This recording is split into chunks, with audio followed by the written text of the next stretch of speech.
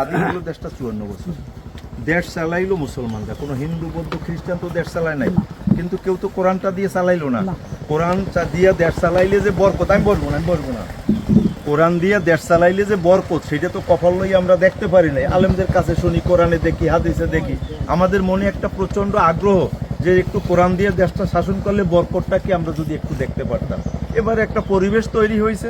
আমরা তো বিএনপিকে বহুবার দেখছি, আওয়ামী লীগকে দেখছি, জাতীয় পার্টিকে দেখছি, আলেম ওলামাদেরকে তো আমরা এখনো দেখতে পারি নাই। এবারে অন্তত একটু সুযোগ দেই, উনরা যদি ঠিক মতো কাজ করেন, দুর্নীতি যদি বন্ধ করেন, সন্ত্রাস বন্ধ করেন, মানুষের অধিকার যদি মানুষের দোরগোড়ায় হাজির করেন, তাহলে ওনারা থাকবে, আমরা সবাই উপকৃত হব।